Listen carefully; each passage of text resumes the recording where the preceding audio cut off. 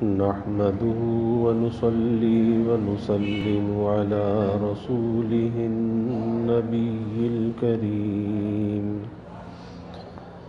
وعلى آله وأصحابه أجمعين. اللهم صل على سيدنا ومولانا محمد وعلى آل سيدنا ومولانا محمد وبارك وسلم صلاة وسلاما كثيرا كثيرا. توفیق الہی اپنے مرشد پاک کی برکت سے عشاء کی اس نشست میں فضائل ایمان کا درس چل رہا ہے. اللہ تعالیٰ اس درس کی برکت سے ہمارے ایمان کی حفاظت بھی فرمائے اور موت تک قبر تک اللہ ہمارے ایمان کو سلامت فرمائے. ایمان کے ساتھ جو ایمان کو نقصان پہنچانے والی چیز ہے وہ معصیت اور گناہ ہے، اللہ کی نافرمانی ہے. اور بعض گناہ ایسے ہیں کہ جب آدمی ان گناہوں کا ارتکاب کرتا ہے، زنا کرنے والا اور اسی طرح سے اور گناہوں کو بیان فرمایا کہ قتل کرنے والا، کہ وہ ایمان اس کے اندر سے نکل کے باہر آ جاتا ہے اور جب اس گناہ سے فارغ ہوتا ہے تو وہ ایمان اس کے اندر واپس لوٹتا ہے. جیسے حضرت ابو ہریرہ رضی اللہ تعالی نے فرمایا کہ جب بندہ زنا کرتا ہے تو ایمان نکل کر سائبان کی طرح اس کے سر پر آ جاتا ہے اور ایک پرندے کی طرح معلق رہتا ہے، پھڑ پھڑاتا ہے. جب اس گناہ سے وہ فارغ ہوتا ہے تو وہ ایمان واپس اس کے اندر لوٹتا ہے. اور اللہ نہ کرے اگر ایسی حالت میں موت آ جائے کہ ایمان اس کے اندر موجود نہ ہو تو پھر وہ موت کیسی موت ہوگی انسان سوچ سکتا ہے. فقی ابو اللیث رحمہ اللہ فرماتے ہیں کہ گناہوں میں انہماک، یعنی یہ کیفیت ہو کہ ہر وقت گناہی کے بارے میں سوچنا ہو، ہر وقت گناہی کے تقاضوں پر عمل کرنا ہو. ہونا تو یہ چاہیے کہ ایک انسان کا جو انہماک ہے وہ نیکی کے اندر ہونا چاہیے، نیک کاموں کی طرف ہونا چاہیے. اس کی سوچ، اس کی فکر کہ زندگی نیک کاموں کے ساتھ گزرے. لیکن اگر کسی کا انہماک گناہوں کے ساتھ ہے تو وہ گناہوں کا انہماک اسے اس حد تک پہنچا دیتا ہے کہ جہاں پر ایمان کے سلب کا خطرہ بڑھ جاتا ہے کہ کہیں اس کا ایمان سلب نہ ہو جائے. جیسے جسم کے اندر اگر جسم کی جو صلاحیتیں ہیں اگر وہ اعتدال کے اوپر ہیں تو بیماری کا خطرہ کم ہوتا ہے، لیکن اگر جسم کی صلاحیتیں اپنے اعتدال سے ہٹ جائیں تو پھر خطرہ ہو جاتا ہے کہ اس مریض کو یہ خطرہ ہے کہ کہیں اس کے گردے فیل نہ ہو جائیں، کہیں اس پر فالج کا اٹیک نہ ہو جائے، کہیں ہارٹ اٹیک نہ ہو جائے. تو اس قسم کے جو خطرات ہیں وہ انسان پر غالب آ جاتے ہیں. تو اسی طرح سے گناہوں کے ساتھ جب بے احتیاطی کی جاتی ہے اس کا انہماک انسان کے ایمان کے سلب ہونے کے خطرے کو بڑھا دیتا ہے. اور اس کی چند مثالیں بیان فرمائی. ایک حدیث میں رسول اللہ صلی اللہ علیہ وسلم نے ارشاد فرمایا، غصہ ایمان کو ایسے خراب کر دیتا ہے جس طرح ایلوا شہد کو بگاڑ دیتا ہے. اب شہد کیسی چیز ہے کہ شہد ایسی چیز ہے کہ جو کبھی خراب نہیں ہوتا، اور شہد کے اندر جو چیز ڈال دی جائے وہ بھی محفوظ ہو جاتی ہے، یعنی پریزرو کا کام بھی کرتا ہے شہد. اس میں جو چیز ڈالی وہ محفوظ ہو گئی. اور ایلوا کتنی سستی چیز ہے کہ بہت ہی سستا پنساری کی دکان پہ ملتا ہے لیکن سخت کڑوا ہوتا ہے. اتنی بیکار سی چیز، سستی چیز، لیکن اللہ کے حبیب صلی اللہ علیہ وسلم نے مثال دی کہ شہد جو کسی چیز سے نہیں بگڑتا وہ ایلوے سے بگڑ جاتا ہے، معمولی چیز سے بگڑ جاتا ہے. اور ایمان کتنی قیمتی چیز ہے، شہد سے زیادہ قیمتی چیز ہے. لیکن یہ ایمان اگر خراب ہوتا ہے تو غصے سے خراب ہو جاتا ہے۔ اب اس کا یہ مطلب نہیں ہے کہ آدمی کو غصہ ہی نہیں آئے گا، نہیں، غصہ تو آئے گا، اور بعض مواقع ایسے ہوتے ہیں کہ جہاں پر اسے غصہ آنا چاہیے، لیکن ہوتا کیا ہے کہ جہاں آنا چاہیے وہاں تو آتا نہیں، اور جہاں غصہ نہیں آنا چاہیے یا نہیں کرنا چاہیے وہاں آدمی غصہ کرتا ہے۔ اب غصہ کس چیز پر آنا چاہیے؟ سب سے پہلی چیز تو یہ ہے کہ خلاف دین پر اسے غصہ آنا چاہیے، اور امام شافعی رحمۃ اللہ علیہ نے لکھا ہے کہ خلاف دین پر اگر کسی کو غصہ نہ آئے وہ آدمی نہیں ہے، گدھا ہے، کہ خلاف دین پر اسے غصہ نہیں آتا۔ بچے دین کے خلاف چلے، بیوی دین کے خلاف چلے، شریعت کے تقاضوں کو پامال کیا جائے، اور باپ کے ماتھے پہ شکن بھی نہ آئے، بیوی نماز نہ پڑھے، اولاد نماز نہ پڑھے، اور باپ کے ماتھے پہ شکن بھی نہ آئے، کہ فرائض کے اندر جہاں خلل آ رہا ہے، کیونکہ بہت سے لوگوں کی کیفیت یہ ہوتی ہے کہ اگر ہانڈی میں نمک کم ہو جائے، ہانڈی کا ذائقہ اگر اچھا نہ ہو تو گھر میں طوفان برپا ہو جائے، اور گھر میں بے نمازی ہو، گھر کے اندر اور فسق و فجور ہوتا ہو، اس کے بارے میں غصہ نہیں آتا۔ تو خلاف دین پر انسان کو غصہ آنا چاہیے۔ اسی طرح اللہ کے دشمنوں کے خلاف غصہ آنا چاہیے۔ اگر غصہ نہیں ہوگا تو اپنے دین کی حفاظت کیسے کرے گا؟ دشمن سے اپنے ایمان کی حفاظت کیسے کرے گا؟ اپنے ملک کی حفاظت کیسے کرے گا؟ شیطان سے اپنے آپ کو کیسے بچائے گا اگر غصہ نہیں ہوگا؟ اپنے نفس کی چالوں سے اپنے آپ کو کیسے بچائے گا؟ اگر غصہ ہوگا تو بچائے گا۔ تو یہاں ضرورت ہے نفس کے خلاف، شیطان کے خلاف، دین اور اسلام کے دشمن کے خلاف، اور جہاں پہ خلاف دین کوئی کام ہوتا ہو اس کے خلاف غصہ آنا چاہیے۔ اور آج کیا ہے کہ یہاں پہ غصہ نہیں آتا۔ غصہ کہاں آتا ہے؟ غصہ وہاں آتا ہے جہاں پر غصے کو پینے کا حکم ہے، ضبط کرنے کا حکم ہے، کہ کوئی طبیعت کے خلاف، مزاج کے خلاف کوئی بات پیش آ گئی، اولاد کی طرف سے آ گئی، بیوی کی طرف سے آ گئی، شوہر کی طرف سے آ گئی، یا معاشرے کے اندر کسی فرد کی طرف سے کوئی ناگوار بات پیش آ گئی۔ اب وہاں پر ضرورت تھی کہ اس غصے کو برداشت کر جاتا، پی جاتا، یا اگر کسی کو کوئی بات سمجھانا چاہتا ہے تو ایک طریقہ تو یہ ہے کہ جذبات سے، غصے سے سمجھایا جائے۔ کسی کو کسی چیز سے روکنا چاہتا ہے تو ایک طریقہ یہ ہے کہ غصے سے اور جذبات سے روکا جائے، اور ایک طریقہ یہ ہے کہ غصے کو ضبط کر کے نرمی اور تحمل کے ساتھ اس بات کو سمجھایا جائے۔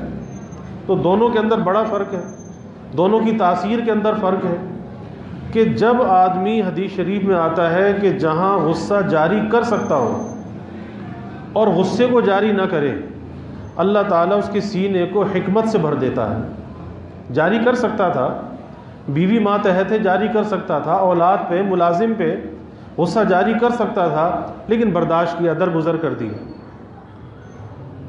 کس وجہ سے درگزر کیا؟ کہ ایمان کا اس میں نقصان ہے، ایمان کا نقصان ہے، ایمان کو خراب کرنے والی چیز ہے، اور وہ چیز یہ غصہ ہے۔ اور یہاں تک اللہ کے حبیب صلی اللہ علیہ وسلم نے فرمایا کہ پینے کے جو گھونٹ ہیں، پانی پیتا ہے، دودھ پیتا ہے، مشروبات پیتا ہے، جتنے قسم کے بھی گھونٹ انسان پیتا ہے، آپ نے فرمایا کہ اس میں سب سے بہترین گھونٹ غصے کا گھونٹ ہے، کہ غصہ آئے اس کو پی جائے۔ اور اللہ نے قرآن میں تو تعریف بیان کی ہے، وَالْكَاظِمِينَ الْغَيْظَ، یہ نہیں کہا کہ ان کو غصہ نہیں آتا، غصہ تو آئے گا، غصہ تو انسان کی طبیعت میں رکھا گیا ہے، لیکن اس کا ایک مصرف ہے کہ کہاں استعمال کرنا چاہیے۔ اور بزرگوں نے غصے کی مثال دی ہے کہ اس غصے کی جو مثال ہے وہ تلوار کی طرح ہے، کہ تلوار اگر دوست کے گلے پہ چلا دو جب بھی چل جائے گی، اور دشمن کے گلے پہ چلاؤ جب بھی چل جائے گی۔ اب اپنے استعمال کے اوپر ہے کہ اس تلوار کو چلاتا کہاں پر ہے۔ تلوار ظاہر ہے کہ دشمن پہ چلنی چاہیے، دوست پہ نہیں چلنی چاہیے۔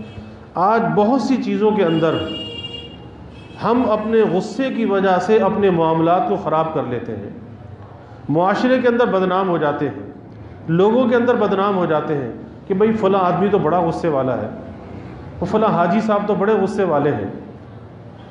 اب ان سے تو بچ کے رہنا چاہیے، ان سے تو دور رہنا چاہیے، تو لوگ بچنے لگتے ہیں، دور ہونے لگتے ہیں۔ اس لیے غصے کو روکنا چاہیے، اسے ضبط کرنے کی عادت ہونی چاہیے، اور اس کے اثرات اس کے اخلاق پر بھی اچھے ہیں اور اس کے اثرات اس کی صحت پر بھی اچھے ہیں۔ تو اللہ نے فرمایا والکاظمین الغیظ، وہ غصے کو پینے والے ہیں۔ یہ نہیں کہا کہ غصہ نہ آئے۔ اب ہم یہ سمجھتے ہیں کہ غصہ آنا ہی نہیں چاہیے۔ بھئی غصہ تو اللہ نے رکھا ہے، غصہ تو آئے گا، اور غصے کے موقع پر غصہ آنا بھی چاہیے، لیکن یہ اپنے اختیار میں ہے اسے کہاں جاری کرنا چاہیے اور کہاں پر جاری نہیں کرنا چاہیے، یہ انسان کے اپنے اختیار کے اندر ہے۔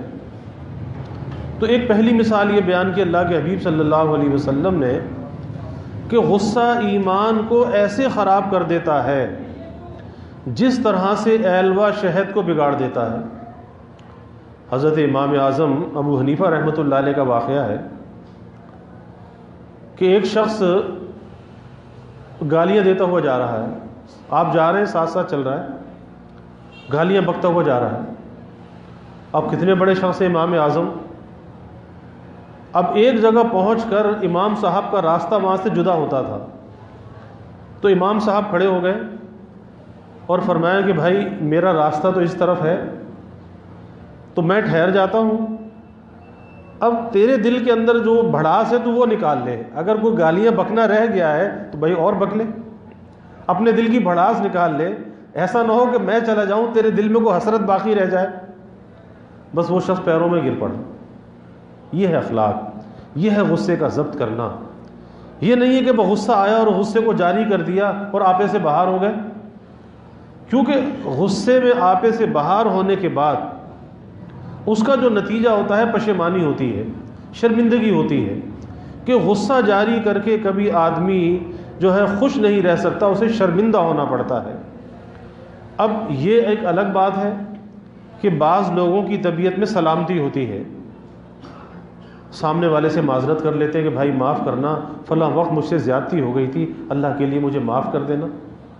تو یہ طبیعت کی سلامتی ہے کہ اپنی غلطی کا اقرار کر کے، محسوس تو ہو جاتی ہے لیکن غلطی کا اقرار کر کے معافی مانگ لینا، معذرت پیش کر دینا، تو یہ طبیعت کی سلامتی کی علامت ہے۔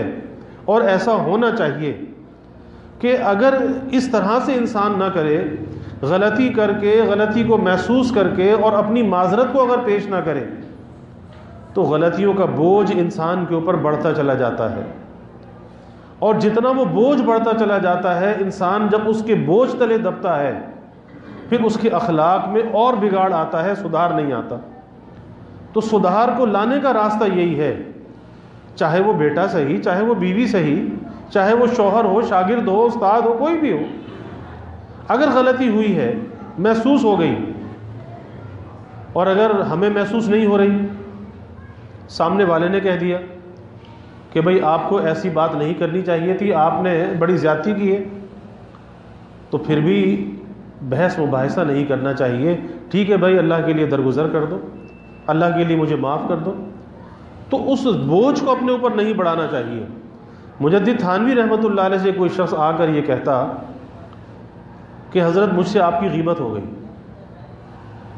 اللہ کے لیے مجھے معاف کر دیجیے، تو حضرت فرماتے کہ بھائی معاف تو کر دیا، معافی سے انکار نہیں ہے، کیونکہ اگر کوئی معذرت پیش کرے، اس کی معذرت کو قبول کرنا چاہیے، اس کی معافی کو قبول کرنا چاہیے، یہ نہیں کہ کوئی تو ہم سے معافی مانگ رہا ہے، ہم اور اکڑ گئے، جاؤ نہیں معاف کرتے۔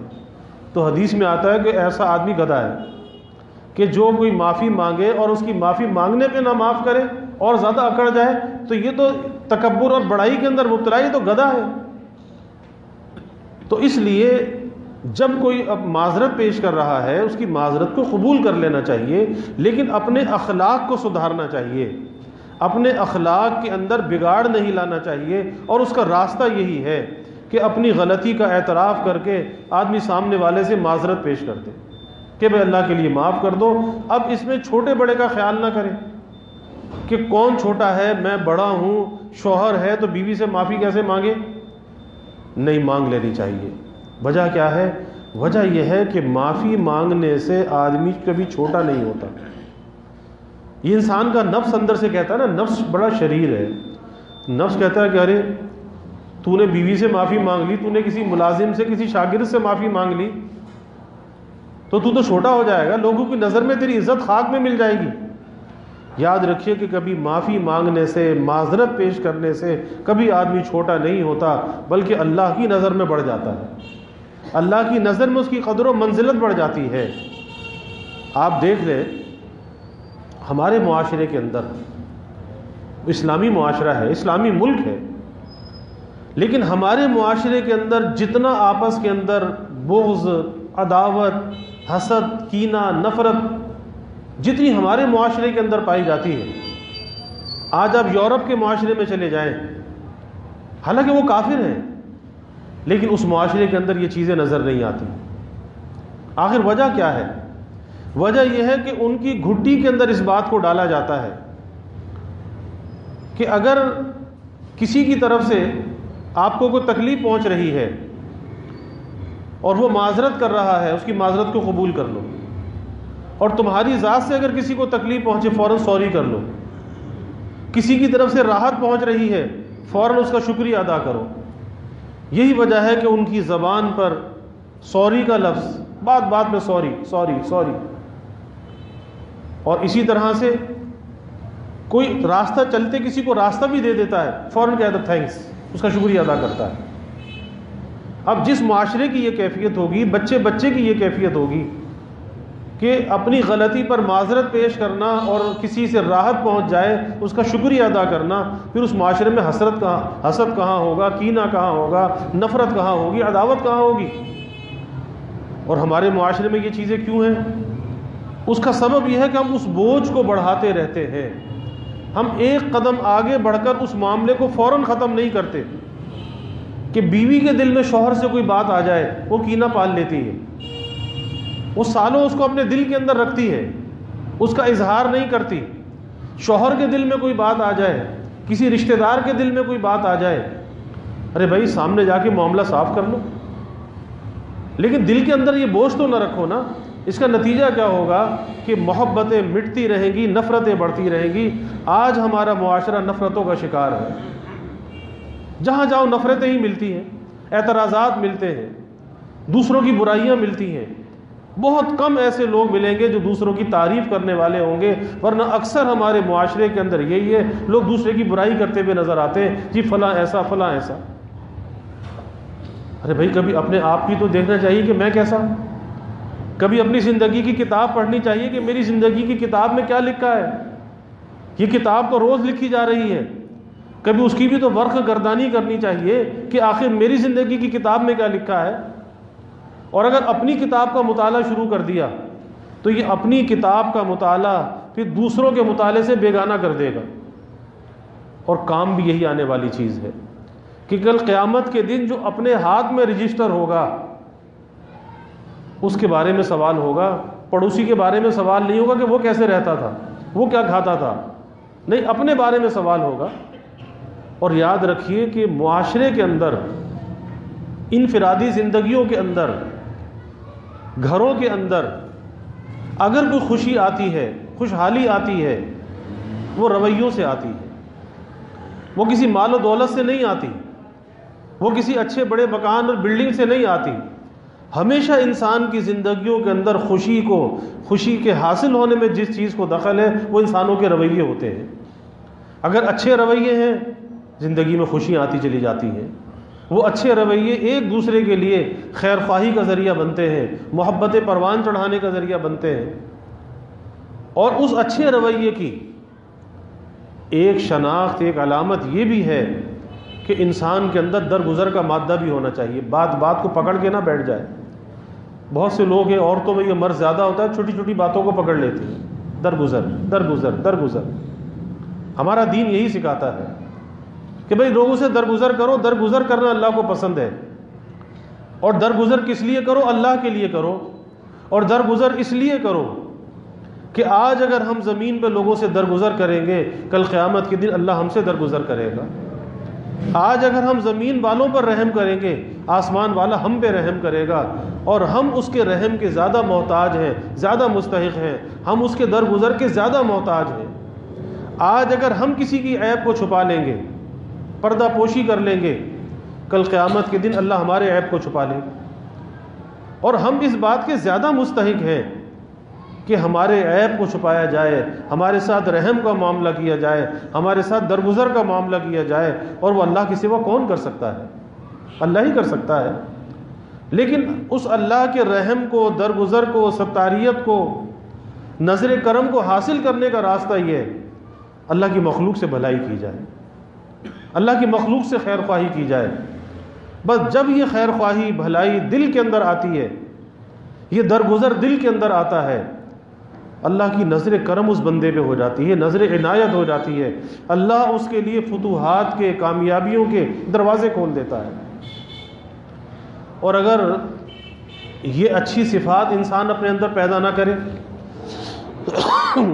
اس کے حصول میں نہ لگے، اس کی کوشش نہ کرے، پھر کیا ہوتا ہے؟ پھر خرابیوں کا بوجھ بڑھتا رہتا ہے اور انسان اس بوجھ تلے پستا رہتا ہے، تنگ نظر ہو جاتا ہے، تنگ دل ہو جاتا ہے، بات بات کا برا لگتا ہے، لوگوں سے بجائے محبت کی نفرت آتی ہے، کسی کی اچھائی پہ نظر نہیں جاتی، برائی پہ نظر جاتی ہے، لوگوں کی برائی کو گاتا پھرتا ہے اور پریشانیوں کا شکار رہتا ہے، ایک ذہنی تناؤ کا شکار رہتا ہے. آسان سی بات ہے اللہ کی مخلوق سے بھلائی، خیر خواہی، اللہ کی مخلوق سے درگزر. تو غصے پر بات چل رہی تھی کہ غصہ یہ پینے کی چیزوں میں سے ہے کہ اس غصے کے گھونٹ کو پینا چاہیے. اللہ سینے کو حکمت سے بھر دیتا ہے، دانائی سے بھر دیتا ہے. اس کو جاری نہیں کرنا چاہیے، کیونکہ اس غصے کو جاری کر کے اپنے ایمان کو نقصان پہنچانا ہے. اور کون کہہ رہے ہیں؟ اللہ کے حبیب صلی اللہ علیہ وسلم، کہ جیسے ایلوا شہد کو بگاڑ دیتا ہے، یہ غصہ ایمان کو بگاڑ دیتا ہے. تو اللہ نہ کرے کہ ایسا غصہ ہو کہ جو قابو سے باہر ہو. اس غصے کو قابو کرنے کی عادت ہونی چاہیے، اور اس کا آسان سا حل حدیث میں آتا ہے. فرمایا کہ غصہ آئے تو وضو کر لو، ٹھنڈا پانی پی لو، کھڑے ہو تو بیٹھ جاؤ، بیٹھے ہو تو لیٹ جاؤ. جس پر غصہ آ رہا ہے یا تو اسے اپنے سامنے سے دور کر دو یا خود اس کے سامنے سے دور ہو جاؤ. اور ایک علاج جو علمی علاج ہے، یہ سوچو کہ کس بات پہ غصہ آ رہا ہے. ظاہر ہے سامنے والے نے کوئی غلطی کی ہے، کوئی قصور کیا ہے، اس کی غلطی اور قصور پر غصہ آ رہا ہے نا. یہ سوچو کہ کتنی غلطی کی ہے، کتنا قصور کیا ہے. اندازہ ہوگا اتنا کیا ہے، اتنا کیا ہے، اتنا کیا ہے، کتنا کیا ہے، کتنی غلطی ہے.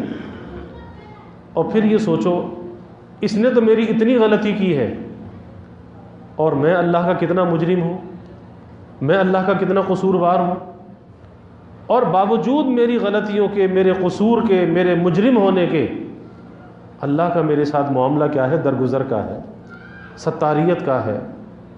تو جب اللہ میرے ساتھ درگزر کر رہا ہے تو مجھے بھی اس سے درگزر کرنا چاہیے. تو یہ سوچ کر درگزر کر دینا چاہیے کہ اس کی غلطی تھوڑی ہے، اس نے میرا قصور کم کیا ہے، میں نے اللہ کا قصور اس سے کہیں زیادہ کیا ہے. جب زیادہ قصور کے باوجود اللہ درگزر کر رہا ہے تو پھر مجھے بھی درگزر کرنا چاہیے، درگزر کر دینا چاہیے. اللہ ہمیں درگزر کرنے والا بنائے. وآخر دعوانا الحمدللہ رب العالمین والعاقبۃ للمتقین والصلاة والسلام علی اشرف الانبیاء والمرسلین. اللہم صل علی سیدنا و مولانا محمد وعلی آل سیدنا و مولانا محمد وبارک وسلم. ربنا آتنا فی الدنیا حسنہ وفی الآخرۃ حسنہ وقنا عذاب النار. ربنا اتمم لنا نورنا واغفر لنا انک علی کل شیء قدیر.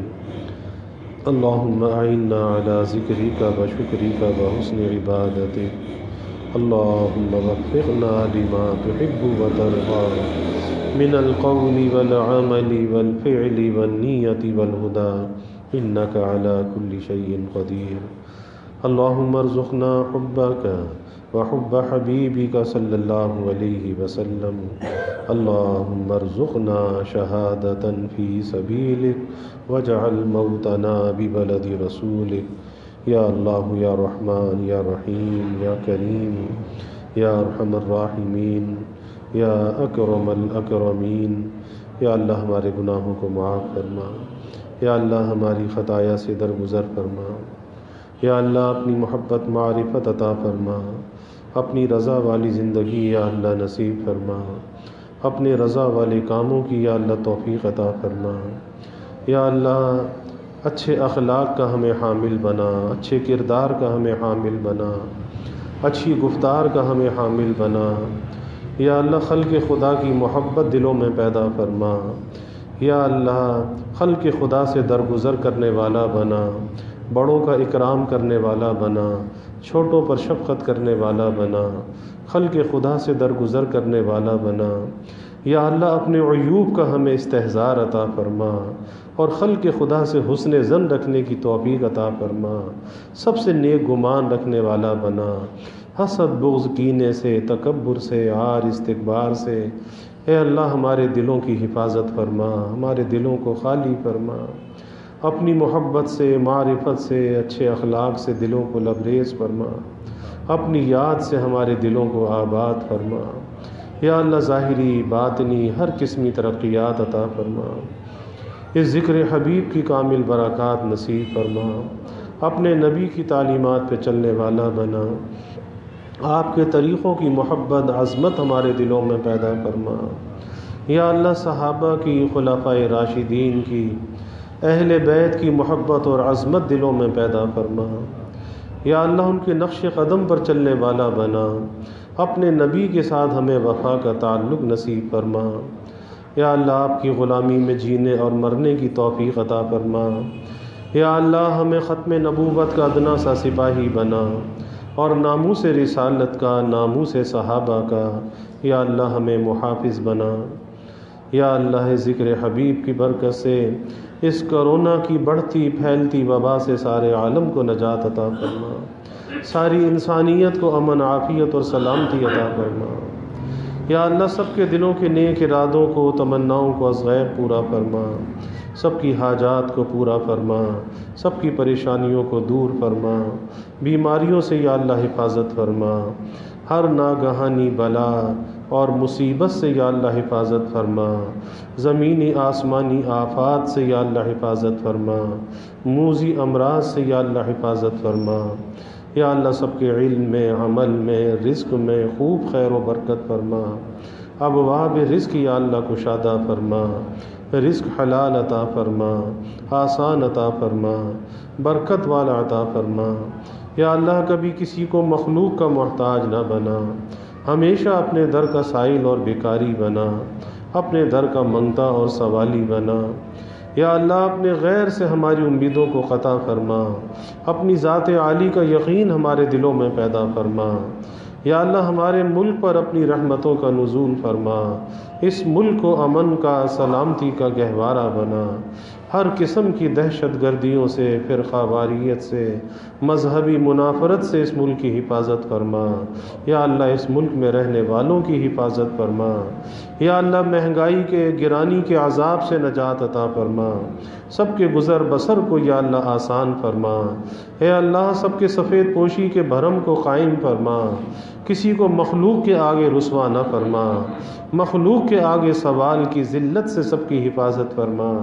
یا اللہ سب کی ضروریات کو از غیب پورا فرما، اپنی تائید اور نصرت کو یا اللہ شامل حال فرما۔ یا اللہ سب کی حفاظت بھی فرما، کفالت بھی فرما۔ یا اللہ سب کے گھروں میں چین، سکون، عافیت، راحت عطا فرما، نعمتوں کی فراوانی عطا فرما، گھروں کے ماحول کو یا اللہ جنت نشاں بنا، آپس میں محبتیں، الفتیں پیدا فرما، نفرت کو، عداوت کو یا اللہ دور فرما، سب کی اولادوں کو یا اللہ نیک صالح بنا۔ یا اللہ تربیت کا از غیب انتظام فرما، اولاد کو والدین کے لیے صدقہ جاریہ بنا، والدین کو اولاد کی خوشیاں دیکھنا نصیب فرما۔ یا اللہ جو مانگا وہ بھی عطا فرما، جو نہ مانگ سکے وہ بھی عطا فرما، ہمیشہ اپنے سے مانگنے والا بنا، ہمیشہ ہماری دعاؤں کو قبول فرما، اپنی بارگاہ میں مستجاب الدعوات بنا۔